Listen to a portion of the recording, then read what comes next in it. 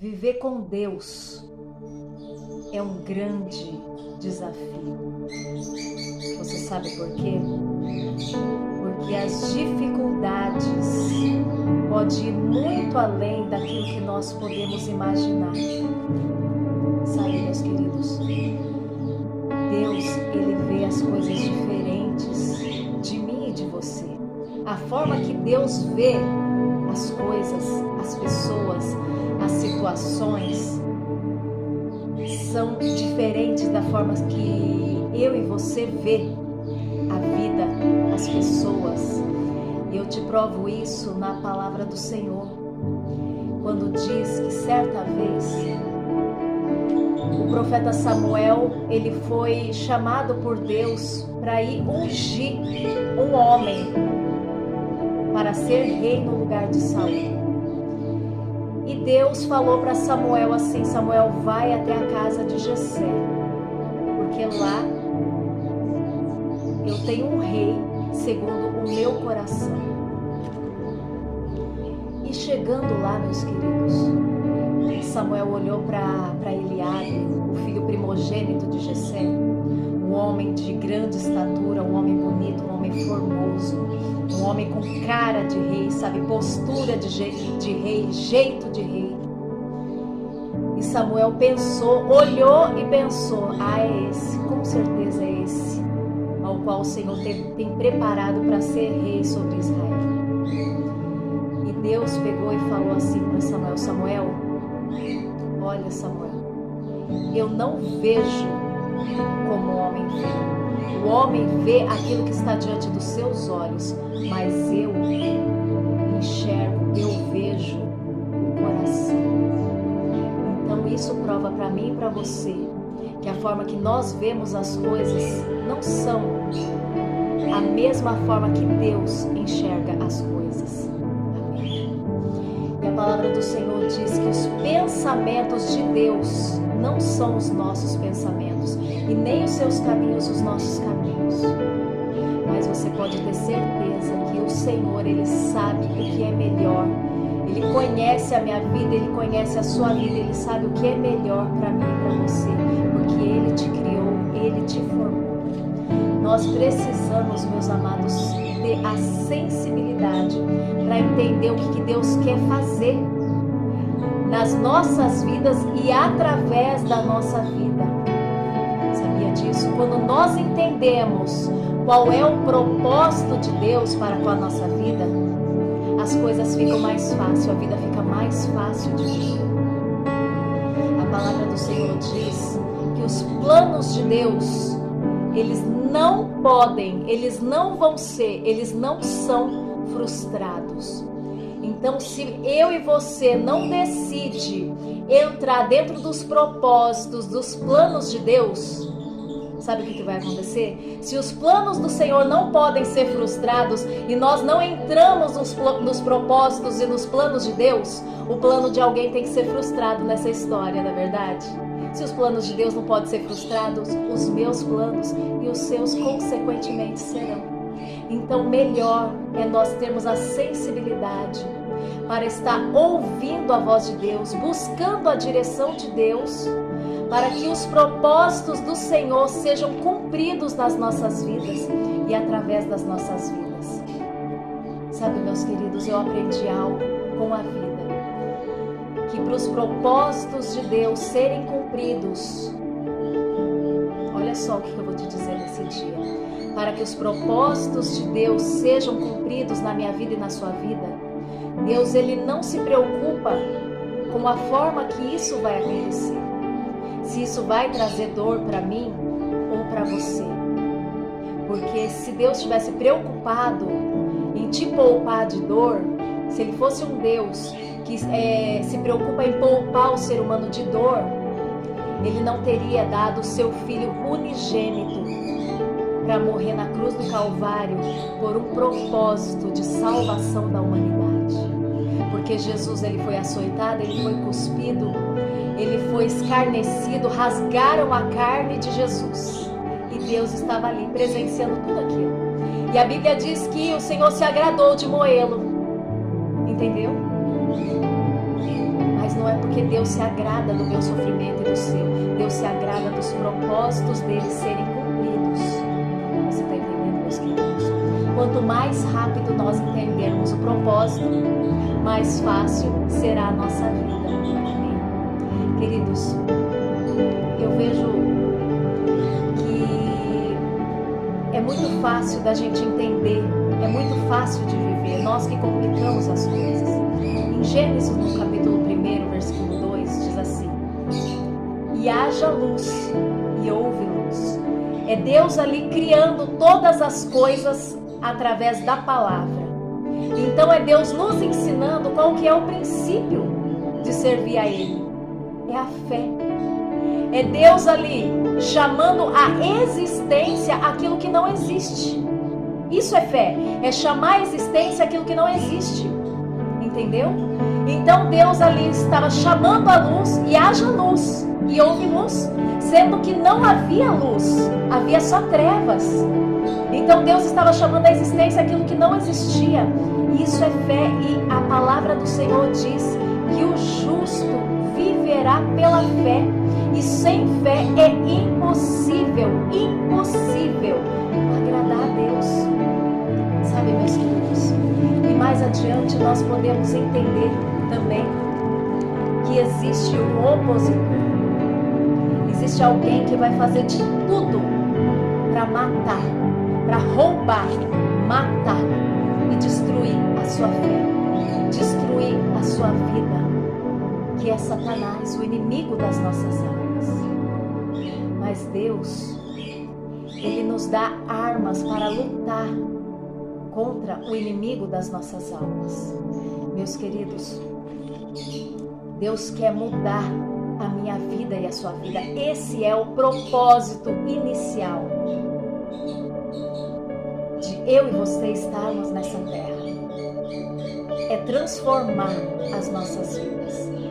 A partir do momento que você conhece a Deus, você pode ter certeza que o principal propósito na tua vida, o principal propósito de Deus na sua vida é que você seja transformado. E Deus, Ele quer e Ele pode transformar a vida de quem quer que seja. Deus, Ele chama a existência aquilo que não existe. Deus, Ele é especialista em transformar aquilo que não é, aquilo que, sabe, que não tem aparência, aquilo que não vale nada, e faz com que tenha valor. Por exemplo, Deus, Ele chamou uma mulher que era prostituta, chamada prostituta Raabe. Ele chamou ela, Ele entrou na vida dela. Ela decidiu, ela tomou uma decisão de participar dos propósitos de Deus. E ela resolveu sair do muro e tomar uma posição diante de Deus. E ela entrou na árvore genealógica de Jesus Cristo. Ela é da descendência de Davi. Consequentemente, ela é da descendência de Jesus Cristo. Uma ex-prostituta. Entende, meus queridos? Que decidiu sair de cima do muro e tomar uma posição diante de Deus. Jesus, Ele quer usar você para salvar vidas, para transformar vidas, para trazer à existência aquilo que não existe. Jesus, Ele quer chamar você para fazer algo de diferente, ser um instrumento nas mãos dele. Sabe, em Marcos, no capítulo 4, no versículo 35, Jesus, ele entra numa situação ali que ninguém teria coragem de entrar. Você já ouviu falar que em briga de marido e mulher ninguém mete a colher? Pois é. Então existem situações que, quando acontece no nosso dia a dia, que você vê briga de casais, ou de repente acontece de você estar presenciando um assalto ali, alguém está ali à beira de uma morte, de um estupro, um abuso de criança, qualquer tipo de situações assim terríveis. Muitas pessoas preferem fugir. Muitas pessoas preferem fingir que não estão nem vendo, do que salvar aquela vida, do que salvar aquela pessoa que está vítima daquela situação. Mas Jesus, meus queridos, ele certa vez ele entrou numa situação que ninguém teria coragem de entrar. Como eu disse em Marcos, no capítulo 4, no versículo 35, Jesus ele entra em cena, num determinado cenário ali que estava acontecendo naquele momento, para defender uma mulher adúltera, uma mulher que estava apoiada pela lei de Moisés. Porque a palavra do Senhor diz que na lei de Moisés dizia que toda mulher que fosse pegada no ato de adultério, ela seria apedrejada. E aquele que defendesse e fosse contra a lei de Moisés, ele seria acusado de blasfêmia e seria apedrejado também. Olha só, Jesus ele poderia ser acusado de blasfêmia e ser apedrejado. E aí teve alguém que teve uma brilhante ideia, porque queria também apedrejar Jesus, então falou assim: eu vou aproveitar dessa situação para matar 2 coelhos numa cajadada só, sabe? A mulher foi pega no ato de adultério e levaram essa mulher até Jesus, na intenção de apedrejar ele também, por conta da lei de Moisés. Levaram essa mulher até Jesus e falaram: Jesus, essa mulher ela foi pego no ato de adultério, adulterando. E diz a lei de Moisés que aquele que for pego no ato de adultério seria apedrejado. O que o Senhor nos diz a respeito disso? E aí, meus queridos, Jesus não disse nada. E ele falou simplesmente assim: aquele que não tem pecado, seja ele a atirar a primeira pedra. Ele não foi em defesa da mulher, sabia? Porque ele sabia que ele poderia ser acusado de blasfêmia e ele poderia ser apedrejado também. Só que aí Jesus falou assim: aquele que não tem pecado, seja o primeiro a atirar a pedra.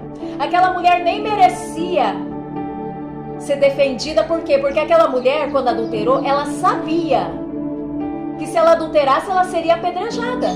E adulterou por quê? Sabendo. Meus queridos, existem coisas que acontecem na minha vida, na sua vida, na vida de pessoas, que elas erram, entendeu? Sabendo que estão fazendo errado. Mas Satanás ele veio para roubar, matar e destruir mesmo.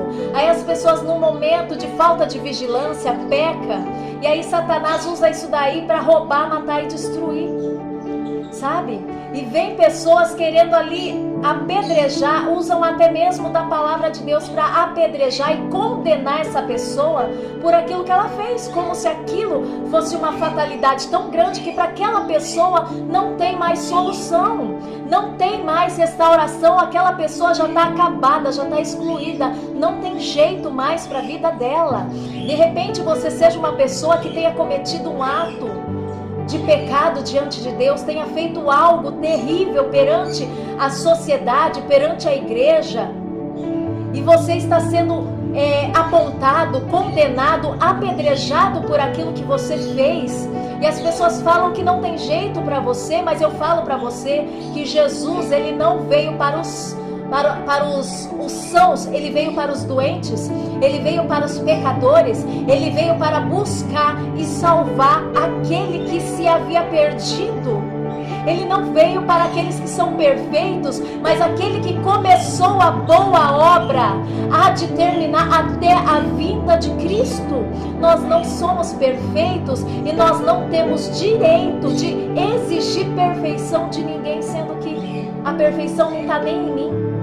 Como é que eu tenho direito de julgar uma pessoa por aquilo que ela fez, pelo erro que ela cometeu, pelo passado que ela teve? Independente de quantas vezes ela errou, quantas vezes ela caiu, o que ela tenha feito de errado.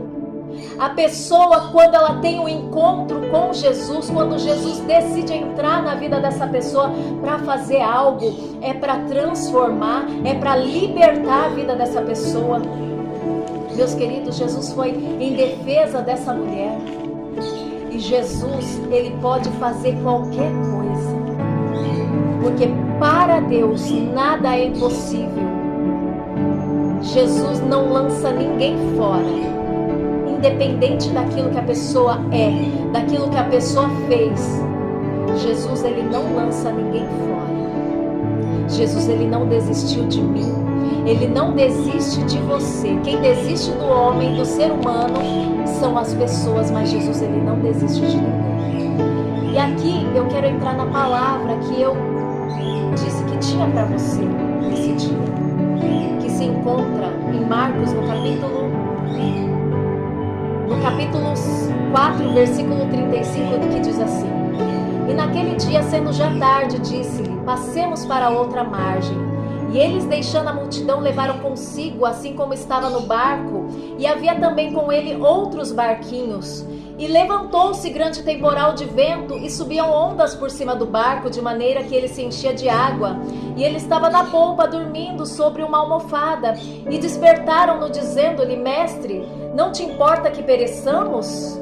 E ele, despertando, repreendeu o vento e disse ao mar: Cala-te, aquieta-te. E o vento aquietou e houve grande bonança. E disse-lhe: Por que sois tão tímidos? Ainda não tendes fé? E sentiram grande temor e diziam uns aos outros: Mas quem é este que até o vento e o mar lhe obedecem? Aleluia! Meus queridos, Jesus estava ali a caminho de uma grande missão. Jesus estava a caminho junto com os discípulos, indo em direção a um lugar. E já sendo tarde, passaram para outra margem. Jesus queria chegar a outra margem. E eles estavam dentro de um barco, porque Jesus tinha algo para fazer do outro lado. E ali eles foram acometidos de uma grande tempestade. Meus queridos, é por isso que eu falei aqui, as dificuldades da nossa vida podem ser além daquilo que nós esperamos. Viver com Deus é um grande desafio. Meus queridos, nós precisamos entender que a palavra do Senhor diz que no mundo nós teremos aflições. Tente bom ânimo, independente daquilo que você está passando, para que o propósito de Deus seja cumprido. O Senhor está no barco com você e Ele é poderoso para fazer aquilo que é impossível aos seus olhos, ao seu entendimento. E a palavra do Senhor diz, aleluia: Cala-te, aquieta-te. E o vento se aquietou e houve grande bonança. Queridos, e os discípulos falaram: Meu Deus, mas quem é esse que até o vento e o mar lhe obedecem? Jesus, Ele te chamou para um propósito e Ele é poderoso para aquietar qualquer tipo de vento e tempestade que vir para tentar impedir os propósitos do Senhor de serem frustrados na sua vida. Porque os planos, os propósitos do Senhor não podem e não vão ser frustrados. Mas os planos e os propósitos de Satanás, de impedir aquilo que Deus tem na sua vida, vão ser frustrados em nome de Jesus. Porque você serve a um Deus poderoso. E aqui diz: E chegaram à outra margem do mar, província dos Gadarenos, e saindo ele do barco, lhe saiu logo ao seu encontro dos sepulcros um homem com espírito imundo, ao qual tinha sua morada nos sepulcros, e nem ainda com cadeias, com correntes, podia alguém prender, porque tendo sido muitas vezes preso com grilhões e cadeias, as cadeias foram por ele feitas em pedaços e os grilhões em migalhas, e ninguém o podia amansar. E estava sempre de dia e de noite clamando pelos sepulcros e ferindo-se com pedras. Meus queridos, esse homem era um homem perturbado, endemoniado. Era um homem cativo por Satanás. Era um homem que vivia num cemitério, vivia entre os sepulcros, num lugar imundo. Ele vivia nu.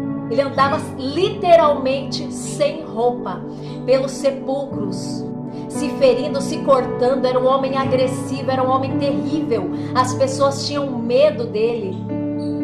As atitudes que aquele homem tinha era algo que afastava todos de perto dele. Ninguém queria saber desse homem. Meus queridos, aquele que ninguém quer saber, Jesus alcança. Aquele que ninguém dá nada por ele, Jesus dá, porque uma alma vale mais do que o mundo todo. Aquele que você pensa que não tem solução, que não vai dar nada nessa vida, Jesus, ele pode entrar na vida desse homem e dessa mulher e transformar. Jesus, ele transforma qualquer tipo de situação. E Jesus, ele foi para o outro lado da margem daquele rio, para se encontrar com um homem, para ir num lugar onde os judeus eles não iam, para ir para um lugar onde que os discípulos olharam, mas por que a gente está indo para esse lugar? Um lugar que os discípulos não vão, um lugar onde só tem pagãos, onde só tem pessoas que não servem o mesmo Deus que nós. Mas Jesus, quando ele tem o propósito, ele faz aquilo que tem que fazer. Ele não se importa com aquilo que vão falar, com aquilo que vão pensar, com aquilo que as pessoas estão dizendo ser certo ou errado. Jesus, quando ele tem o propósito, ele vai para cumprir aquele propósito. Ele não se preocupa com aquilo que as pessoas vão falar ou estão pensando. Meus queridos, o erro de uma pessoa não é uma fatalidade. Porque Deus, ele tem o poder de recuperar qualquer história. Deus tem o poder de recuperar a sua história. Aquele homem era um homem mal falado. Aquele homem foi abandonado pela sociedade, abandonado pela sua família. Mas Jesus teve um encontro com ele. Aquele homem, o estilo de vida que ele vivia, denominou ele. Ele não tinha nome, porque na Bíblia não diz que ele tinha um nome. Não sabia se ele chamava João, se ele chamava Antônio, se ele chamava José, se ele se chamava Pedro, qual que era o nome desse homem. A Bíblia diz que ele se chamava, era denominado endemoniado gadareno. E muitos são denominados, sabe, as pessoas que colocam um apelido, denominam a pessoa, o adúltero, o trambiqueiro, o mentiroso, o caloteiro, sabe? O promíscuo, a mulher adúltera, traidora, sem vergonha, o alcoólatra, o Zé Droguinha, como o povo fala por aí. Meus queridos, temos que parar de denominar as pessoas por aquilo que elas fazem, porque é como eu te disse, para todo mundo Deus tem salvação, tem transformação, tem libertação. Só basta Jesus chegar na vida dessa pessoa para que a vida dela seja transformada. Meus queridos, ninguém dava nada por esse homem e Jesus chegou ali e mudou a vida, mudou o quadro da história daquele homem. Aquele homem que andava se cortando, aquele homem que andava parecendo um bicho feroz, aquele homem que andava sem roupa pelos sepulcros, ele foi encontrado vestido. A palavra do Senhor diz, olha só: e foram ter com Jesus e viram o endemoniado que tivera a legião assentado, vestido em perfeito juízo. Meus queridos, Jesus chegou na vida daquele homem, e aquele homem ele já estava em perfeito juízo. Jesus ele transformou a vida daquele homem. E aí o Senhor ele tinha um outro destino. Ele ia embora daquele lugar. E aquele homem falou assim: Senhor, eu quero ir contigo. Em gratidão àquilo que o Senhor tinha feito na vida dele, esse homem pediu para ir junto com Jesus, para acompanhar Jesus. E Jesus falou assim para ele: não, volta lá para os seus. E aquele homem, ele saiu daquele lugar e foi anunciar as coisas que Jesus tinha feito. Olha só, Jesus, porém, não permitiu, mas disse-lhe: vai para a tua casa, para os seus que o rejeitaram, que o negaram, que o expulsaram, que o criticaram, que o difamaram, que deixaram ele, que não acreditaram nele. Olha só, e anuncia-lhes quão grandes coisas o Senhor fez e como teve misericórdia de ti. E ele foi e começou a anunciar em Decápolis quão grandes coisas Jesus lhe fizeram, e todos se maravilharam. Jesus veio para buscar e salvar aquele que se havia perdido. Jesus não olha, não enxerga como eu e você. Você pode olhar para uma pessoa e você pode julgar ela por aquilo que ela está fazendo hoje, por aquilo que ela já fez no passado dela, e falava: esse daí é um condenado, esse daí é um perdido, esse daí não vai dar em nada. Ou a pessoa ali está tentando se levantar e ela cai de novo. Fala: eu não disse que não dava uns dias e ele ia cair de novo, ele não ia errar de novo.